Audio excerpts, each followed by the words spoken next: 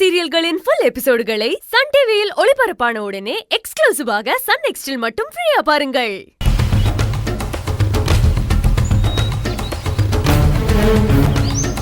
நீங்க ஒன்னும் கவலைப்பட வேண்டாம். பேசிட்டு இருங்க, நான் உள்ள கேஸ் ஃபார்மாலிட்டிஸ் பார்க்கறேன். Okay sir. ரகு, இவ்ளோ தூரம் வந்துட்டீங்க. உள்ள போறதுக்கு முன்னாடி கடைசியா ஒரு தடவை யோசனை பண்ணுங்களேன். எத்தனையோ பேர் கடைசி கட்டத்துல எல்லாம் சேர்ந்திருக்காங்க. ஏதோ ஒரு கோவத்துல நோட்டீஸ் அனுப்பிட்டீங்க. இப்பவும் ஒண்ணு கெட்டு போகல. வேண்டான்னு ஒரு வார்த்தை சொல்லிட்டீங்கன்னா உங்க லாயர் கையோட கேஸ வித்ட்ரா வாங்கிடுவாரு. ரகு, கொஞ்சம் யோசிச்சு பாருங்க. இப்படி கோர்ட்ல நிக்கிறதுக்கா பூர்ணிமாவை லவ் பண்ணி கல்யாணம் பண்ணிக்கிட்டீங்க? அண்ணி, நீங்க இப்ப சொல்றீங்க. இத ராத்திரி ஃபுல்லா உட்காந்து யோசிச்சு பார்த்துட்டேன். ஒருவேளை நம்ம தப்பு தான் பண்றோமா இல்ல கரெக்டா பண்றோமான்னு எனக்குள்ள நிறைய ஆர்குமெண்ட்லாம் போயிடுச்சு அண்ணி. உண்மையை சொல்லட்டுமா, இதுக்கப்புறம் அவ கூட வாழ்றதுக்கு எனக்கு இன்ட்ரெஸ்ட் இல்ல. எப்படி நீ வாழ்றது நீங்களே சொல்லுங்க. ரகு, எவ்வளவு சண்டை போடுறா, என்னென்ன தப்புலாம் பண்றா, இவ்வளவு வச்சுட்டு நான் எப்படி நீ வாழ்றது? போற இடத்துல எல்லாம் இவளால எனக்கு கெட்ட பேரு. இவளை நான் லவ் பண்ணி தான் கல்யாணம் பண்ணேன், நான் இல்லைன்னு சொல்லல. ஆனா நான் லவ் பண்ண பூர்ணிமா இவ இல்ல.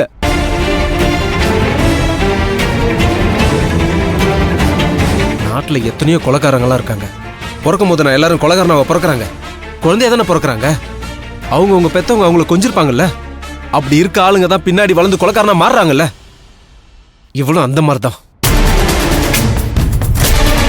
நான் லவ் பண்ணும்போது சின்ன குழந்தை மாதிரி இருந்தான். அது என்னமோ என் கெட்ட நேரம் என் கிட்ட வந்தவொடனே இப்படி மாறிட்டா. எனக்கு யாரை குறை சொல்றதுனே தெரியல. நீ நானும் எவ்வளவு அவகிட்ட பேசி பார்த்துட்டேன். திருந்துவான்னு பார்த்தேன். ஆனா திருந்துற மாதிரி இல்லையே. செட் ஆகலன்னா விட்டுட்டு போலாம். எதுக்கு சண்டை போட்டுக்கிட்டே இருக்கணும்?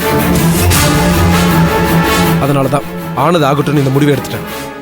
இதுக்கப்புறம் இதை வாபஸ் வாங்குற ஐடியாலாம் எனக்கு இல்ல.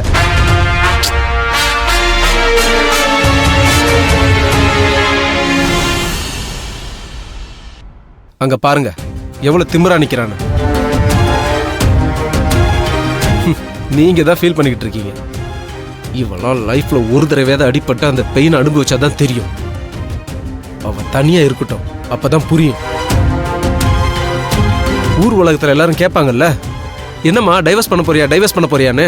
அப்ப தெரியும் அவளுக்கு டைவர்ஸ்னா சாதாரண விஷயமானு. எத்தனை பேர் டைவர்ஸ் பண்ணிட்டு அடுத்த வாழ்க்கைக்கு என்ன பண்றது தெரியாம முடிச்சிட்டு இருக்காங்க. எனக்கு கஷ்டமா தான் இருக்கா. நீ என்ன பண்றது? ஒன்னா இருந்து சண்டை போடுறதுக்கு தனியாவே இருந்துடலாமே. நான் ஏதோ என் மனசார ஆசைப்படலாம் பண்ணல. நீ எனக்கும் வருத்தமா தான் இருக்கு. ஆனா எனக்கு வேற வழி தெரியல. இது ஒண்ணுதான் தீர்வா இருக்கும்னு நான் ஸ்ட்ராங்கா நம்புறேன். நீ அதனால தயவு செஞ்சு விட்டுருங்க. எல்லாம் நல்லபடியா நடக்கும்.